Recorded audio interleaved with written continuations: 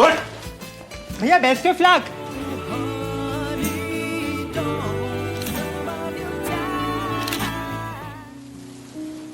Kehidupan manusia memanglah dinamis. Setiap persoalan yang dihadapi bisa mengubah sifat maupun sikap manusia itu sendiri. Dan uniknya, setiap manusia tidak akan bisa mengubah orang lain sebelum orang itu ingin mengubahnya sendiri. Tapi satu hal yang pasti, meskipun kamu tidak bisa mengubah orang lain, tetaplah berbuat baik. Karena siapa tahu kamu justru menjadi alasan orang lain untuk berubah, untuk menjadi pribadi yang lebih baik. Jadi tetap semangat buat kamu yang lagi berjuang. Selamat nonton dan selamat beristirahat.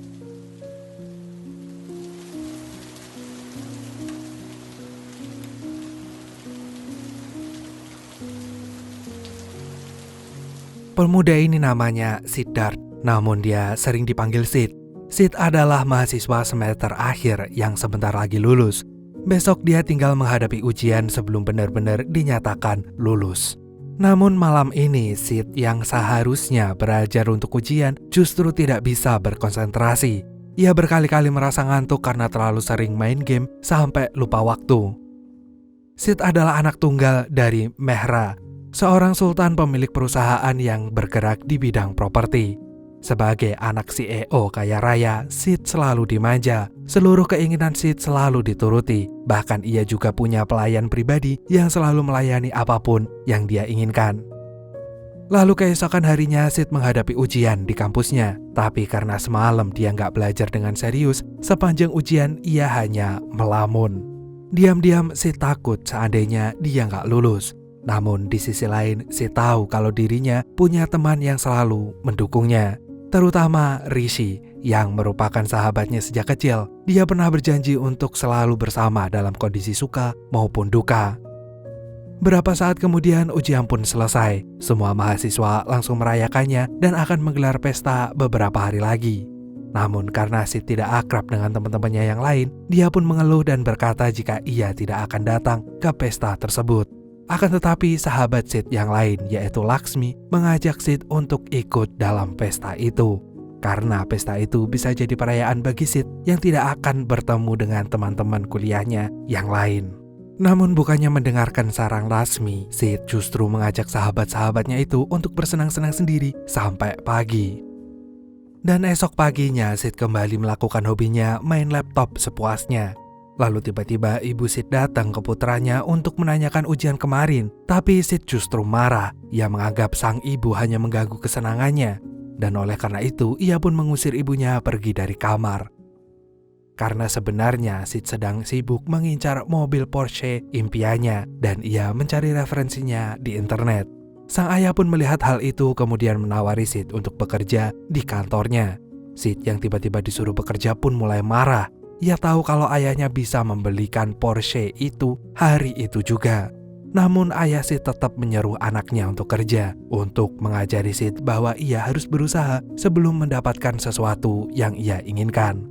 Akhirnya Sid pun bersedia untuk bekerja selama sebulan di kantor ayahnya sebelum ia bisa mendapatkan Porsche impiannya.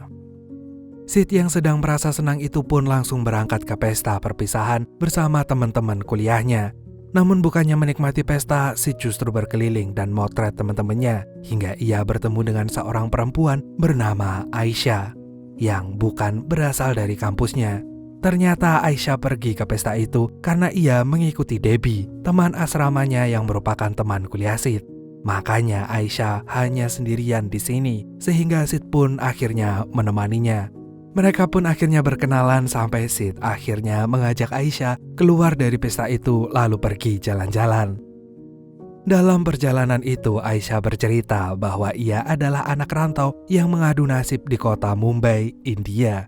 Selama ini Aisyah hidup di kampung halamannya dan ingin mencoba petualangan baru menjadi perempuan yang mandiri. Ia ingin punya uang sendiri dan membeli apapun yang ia mau. Sementara itu, karena ia tahu kalau Aisyah baru pindah ke Mumbai, Sid pun bercerita jika hal paling seru di Mumbai adalah musim hujannya. Menurut Sid, hujan di pantai Mumbai adalah sesuatu yang tidak boleh terlewatkan. Maka ia berjanji kapan-kapan akan mengajak Aisyah untuk melihat fenomena alam tersebut. Keesokan harinya, Sid pun pergi ke kantor sang ayah. Sebagai pekerja kantoran, harusnya Sid memakai kemeja yang rapi. Namun karena ia merasa kurang nyaman, maka Sid pun hanya pakai kaos. Hal ini sebenarnya terlihat kurang sopan sampai ia pun hampir diusir oleh pegawai ayahnya sendiri. Tapi karena Sid mengenalkan diri sebagai anak Mehra, maka ia pun diizinkan masuk ke ruangan ayahnya. Akan tetapi begitu melihat Sid, Mehra justru terkejut dan berniat mengusir anaknya itu. Untungnya sang ayah pun membatalkan niatnya dan hanya memperingatkan Sid untuk bisa membedakan antara rumah dan juga kantor. Selama berada di sana, Sid harusnya merasa dia adalah pekerja biasa, bukan anak bos perusahaan. Namun Mehra memberi kemudahan untuk anaknya. Ia membiarkan Sid memilih divisi manapun sebagai tempat untuk belajar sekaligus bekerja. Mehra berharap dengan begitu Sid bisa menggunakan kemampuannya dengan baik. Maka setelah itu Sid pun harus bergabung dengan ratusan karyawan lain untuk bekerja. Dan hal itu membuat Sid merasa sangat bosan. Namun di sela-sela kesibukan kerjanya, Sid masih berkirim email dengan Aisyah. Mereka saling memberi kabar dan menceritakan kegiatan tentang masing-masing. Sekarang Aisyah sudah setengah jalan meraih cita-citanya untuk hidup mandiri. Karena ia sudah sampai di tahap interview terakhir di sebuah perusahaan majalah. Ia, Aisyah yang hobi menulis, berharap ia bisa bekerja di sana. Selain itu, Aisyah yang dulunya penakut kini sudah menjadi pemberani. Jika dulunya ia ingin ditemani, sekarang ia sudah menjelajahi kota Mumbai sendiri. Dan gak hanya itu, Aisyah pun berencana pindah dari asrama untuk mendapat tempat tinggal yang lebih nyaman. Dan beberapa hari kemudian Aisyah sudah mendapatkan calon apartemen yang cocok. Maka ia pun berniat untuk melihat tempat itu sebelum memutuskan tinggal di sana. Sementara itu Sid yang sudah sangat bosan berada di kantor langsung menyusul Aisyah. Ia gak peduli pada urusan kantor maupun ayahnya yang sudah kehilangan cara untuk mendidiknya. Beberapa saat kemudian Aisyah dan Sid sudah tiba di apartemen tersebut. Namun apartemen itu terlihat sangat kotor karena sudah lama tidak ditempati. Sid pun menyuruh Aisyah untuk memilih tempat lain, tapi Aisyah justru memilih tempat ini. Aisyah yakin kalau ia menyukai apartemen ini, dan Sid pun langsung protes. Tapi Aisyah justru meminta Sid untuk membantunya membersihkan apartemen tersebut, supaya lebih layak dan nyaman untuk ditinggali. Dan tanpa disuruh 2 kali, Sid pun langsung membantu Aisyah. Bahkan Sid juga mengajak teman-temannya untuk membantu Aisyah mewujudkan apartemen impiannya. Hingga akhirnya Aisyah bisa mengubah apartemen yang kotor itu menjadi sebuah rumah yang akan ia jadikan tempat untuk pulang. Dan beberapa hari setelah itu, malam ini kedua orang tua Sid merayakan ulang tahun pernikahan mereka. Sebagai anak tentu saja Sid harus hadir walaupun ia tidak nyaman berada di sana. Bahkan ia tiba-tiba diminta berkenalan dengan teman ayahnya. Tapi untungnya Sid ditelepon oleh Aisyah sehingga ia bisa melarikan diri dari pesta tersebut. Sementara itu tujuan Aisyah menelpon sebenarnya adalah karena ia ingin mendapat teman. Meskipun sekarang sudah terbiasa mandiri, tapi besok adalah hari ulang tahunnya sehingga Aisyah tidak mau melewatkannya sendirian. Sid pun mencari cara supaya ulang tahun Aisyah tetap berkesan. Maka ia pun membuat roti ulang tahun dadakan yang mampu menyebabkan Aisyah sangat senang. Karena ternyata dengan cara-cara sederhana inilah Sid bisa membuat Aisyah bahagia. Kehadiran Sid malam ini benar-benar membuat ulang tahun Aisyah terasa sangat spesial. Ia pun berterima kasih karena Sid telah menjadi teman yang baik. Sementara itu di sisi lain Sid berkata bahwa mereka bisa menjadi lebih dari teman. Namun Aisyah justru menjawab ia tak mungkin melihat Sid sebagai seorang laki-laki pada umumnya. Karena sekarang Sid masih kekanak-kanakan, sedangkan Aisyah membutuhkan sosok pria dewasa yang bisa melindunginya. Maka Sid pun harus menyimpan kembali perasaannya, karena ternyata dia bukanlah pria yang diinginkan oleh wanita pujaannya itu. Esok harinya Aisyah akan menjalani interview terakhir di majalah Mumbai. Sayangnya calon bos Aisyah itu terlihat sangat sibuk bahkan terkesan arogan. Namun karena Aisyah benar-benar ingin bekerja di sana, maka ia pun berusaha meyakinkan calon bosnya itu sampai akhirnya ia berhasil diterima di sana. Tapi berbeda dengan Aisyah, Sid justru dinyatakan gak lulus dalam ujian akhirnya. Ia pun merasa kesal sekaligus kecewa karena tidak berhasil melewati ujian ini. Sedangkan teman-temannya telah bergembira merayakan keberhasilan mereka.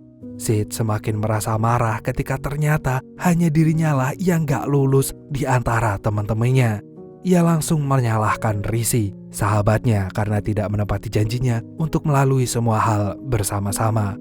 Rishi pun berusaha menghibur Sid, tapi Sid justru semakin kesal karena ia merasa jadi orang yang paling gagal sedunia.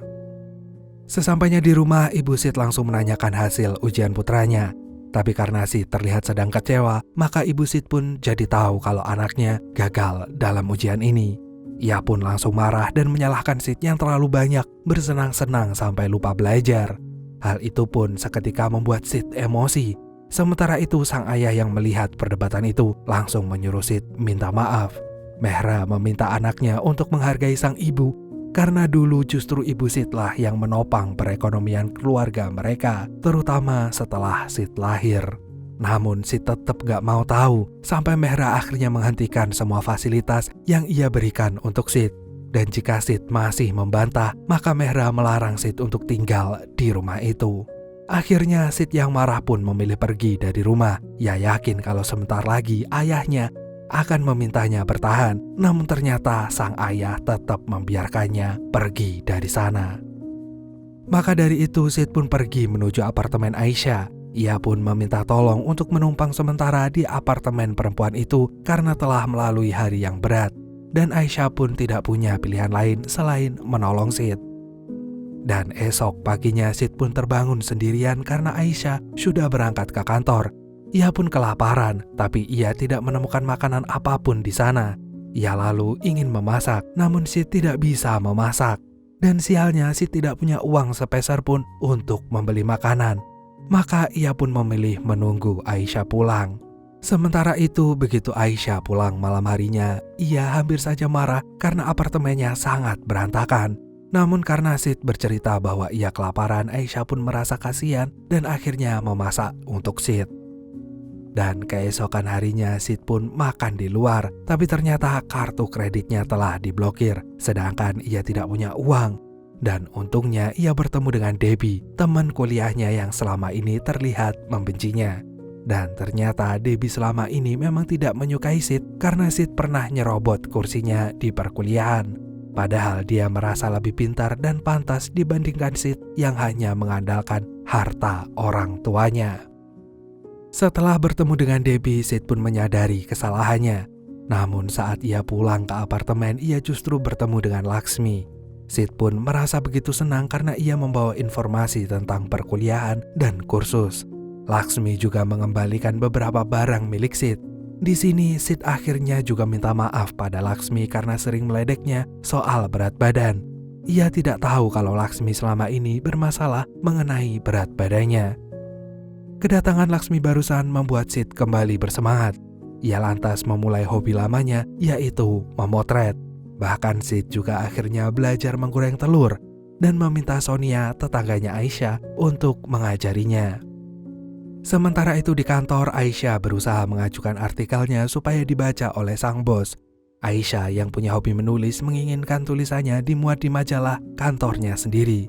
Sayangnya bos Aisyah yang arogan itu tidak pernah memperhatikan usaha Aisyah. Hal ini pun tentu membuat Aisyah kesal. Akhirnya ia pun membawa kekesalannya itu sampai rumah. Dan Aisyah semakin marah saat melihat apartemennya berantakan lagi. Apalagi ketika Sid justru terlihat tidak merasa bersalah. Dan itu membuat Aisyah semakin marah. Anda banana seekh liya. Wow, congratulations. Setelah itu Sid merasa kesal karena Aisyah marah-marah tanpa alasan. Namun akhirnya ia menyadari betapa kotornya apartemen Aisyah. Ia lalu pelan-pelan mulai membersihkannya. Esok paginya Aisyah pulang ke apartemen dan ternyata semuanya telah rapi. Akhirnya ia pun minta maaf, tapi Aisyah juga berpesan pada Sid untuk melatih rasa tanggung jawabnya, terutama bagi dirinya sendiri. Sid pun berkata bahwa ia juga ingin belajar, tapi saat ini ia sedang membutuhkan pekerjaan, dan akhirnya Aisyah pun menawarinya bekerja di kantornya. Maka dari itu esoknya Aisyah pun mengajak Sid ke kantornya. mereka bertemu dengan fotografer senior yang ternyata tidak sedang membutuhkan asisten fotografer. Namun Aisyah berusaha meyakinkan fotografer itu untuk menerima Sid supaya Sid bisa belajar.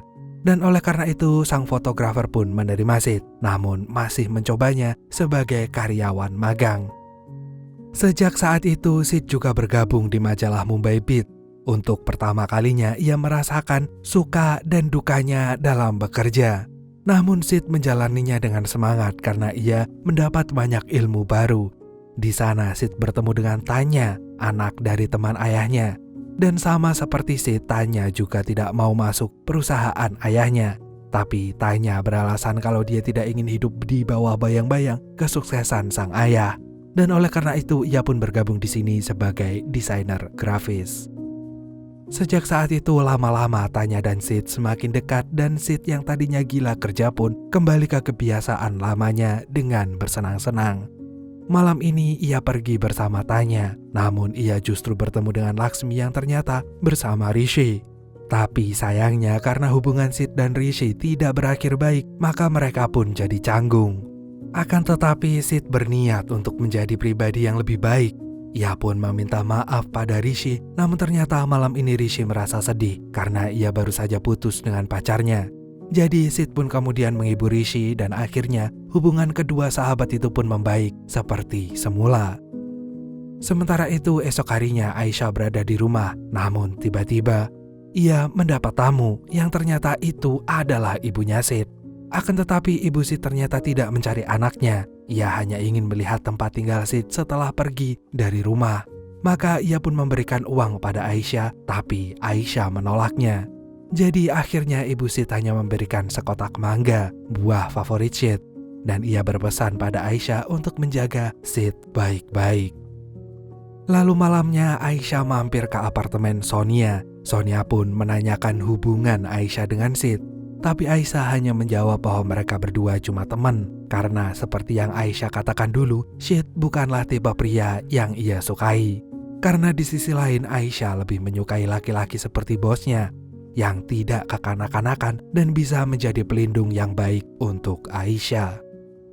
Sementara itu Sid juga ikut berproses. Lama-lama ia memberanikan diri untuk memotret dan mengajukannya kepada sang senior supaya dimuat di majalah edisi selanjutnya. Dan tidak hanya itu, Sid juga semakin akrab dengan tetangga Aisyah. Bahkan ia diminta untuk memotret sebuah keluarga yang justru mengingatkan Sid tentang ibunya. Maka dari itu setelah memotret, Sid langsung pulang dan menemui ibunya. Sayangnya Sid harus melakukan ini secara diam-diam karena ia tidak ingin ketahuan sang ayah. Jadi mereka berdua pun memanfaatkan waktu yang terbatas itu mengenang masa kecil Sid. Dan dari situ akhirnya sang ibu bercerita kalau dulu ayahnya suka memotret Sid. Cerita itu membuat Sid sadar kalau bakat memotretnya ternyata turunan dari sang ayah. Dan gak lama kemudian Sid pun pamit. Tapi sebelum pergi, Sid juga berterima kasih pada sang ibu karena telah memberikannya mangga favoritnya. Karena meskipun ibu maupun Aisyah tidak cerita, Sid tahu bahwa itu adalah oleh-oleh dari ibunya. Sementara itu Aisyah juga semakin dekat dengan bosnya. Usaha Aisyah yang ingin tulisannya dibaca akhirnya membuahkan hasil. Hari ini bosnya telah membaca tulisan tersebut dan mengizinkannya Aisyah untuk menulis artikel pada edisi selanjutnya. Dan karena sang bos lama-lama terkesan dengan pekerjaan Aisyah, maka ia pun ngajakin Aisyah nonton musik jazz setelah pulang dari kantor. Namun ternyata saat mereka udah tiba di sana, Aisyah justru nggak nyaman karena dia nggak familiar dengan jazz. Akhirnya Pak Bos pun bertanya musik favorit Aisyah dan Aisyah pun menjawab kalau ia hanya menyukai musik pop seperti soundtrack film India. Paling tidak lagu-lagu seperti itu mudah dihafal dan dinyanyikan. Setelah mendengar jawaban Aisyah yang polos ini, Pak Bos pun menertawakannya. Pak Bos mengira kalau Aisyah adalah perempuan dengan pemikiran dewasa seperti tulisan-tulisannya. Namun ternyata Aisyah masih seperti anak kecil. Begitu mendengar komentar Pak Bos ini, Aisyah diam-diam merasa sedih dan juga kecewa karena selama ini ia berpikir telah menjadi dewasa juga. Butuh waktu lama bagi Aisyah untuk menerima komentar dari bosnya itu. Apalagi saat pulang dia justru melihat kamarnya sudah rapi karena Sid telah membersihkannya. Tapi bukannya berterima kasih, ia justru malah menjadi kesal. Selama ini dia selalu menganggap Sid yang kekanak-kanakan, tapi ternyata bosnya justru menganggap dirinya yang seperti anak-anak. Sementara itu, Sid yang tidak ingin Aisyah kesal mencoba menghibur Aisyah sampai membuat gadis itu tertawa lagi. Dan jadi akhirnya Aisyah pun menyadari kalau dia memang bersifat kekanak-kanakan sama seperti Sid. Namun hal itu membuat Aisyah takut kalau ia menyukai Sid dan bergantung pada laki-laki itu. Karena jika ia sudah terbiasa dengan kehadiran Sid, maka ia tidak siap kalau harus merasa kehilangan. Dan beberapa hari kemudian Aisyah pun menyerahkan tulisannya yang akan dimuat di majalah. Dan setelah itu bosnya pun kembali mengajak Aisyah nonton jazz. Namun kali ini Aisyah menolaknya dan berkata kalau ternyata ia memang tidak menyukai genre musik itu, sehingga ia tak mungkin bisa menikmatinya. Keesokan harinya Sid akhirnya mendapatkan gaji pertamanya. Ia pun senang bukan main. Setelah itu Sid pun langsung pergi ke kantor ayahnya untuk membuktikan bahwa ia sudah bisa menghasilkan uang sendiri. Dan begitu melihat usaha Sid, ayahnya pun ikut bangga karena akhirnya Sid mendapat pelajaran hidup dan tidak lagi menjadi anak yang manja. Maka ayahnya pun berjanji untuk menjemput Sid pulang. Maka setelah itu Sid pun langsung ke apartemen Aisyah untuk berpamitan. Dan Aisyah pun merasa begitu kehilangan. Hal inilah yang ditakutkan oleh Aisyah dari dulu. Namun mau bagaimanapun juga, Aisyah tidak punya hak untuk menahan kepergian Sid. Jadi ia pun membiarkan Sid pulang walaupun hatinya terasa tercabik-cabik. Gak lama kemudian Sid akhirnya tiba di rumah. Namun anehnya Sid justru merasa hampa karena ia justru teringat pada Aisyah. Dan esok paginya Sid pun mendapat kiriman majalah Mumbai Beat. Ia pun langsung mencari fotonya yang dimuat di sana. Ada perasaan bangga pada Sid setelah melihat kerja kerasnya yang telah terbayar di situ. Setelah itu barulah Sid membaca artikel Aisyah yang ternyata menceritakan tentang dirinya. Dan dari sini akhirnya Sid mengetahui kalau ternyata Aisyah juga menyukainya. Dan seolah-olah alam semesta juga ikut merestui hubungan mereka. Pagi itu tiba-tiba hujan deras mengguyur kota Mumbai. Sid pun langsung teringat pada janjinya pada Aisyah dan ia pun segera pergi ke pantai. Dan ternyata Aisyah sudah berada di sana. Akhirnya mereka pun saling mengungkapkan perasaan masing-masing. Terutama Sid yang rela belajar menjadi pria dewasa supaya Aisyah menyukainya. Namun kini Aisyah juga mengakui bahwa ia lebih nyaman bersama Sid yang seperti apa adanya. Jadi akhirnya mereka pun menyadari bahwa mereka tercipta untuk melengkapi satu sama lain.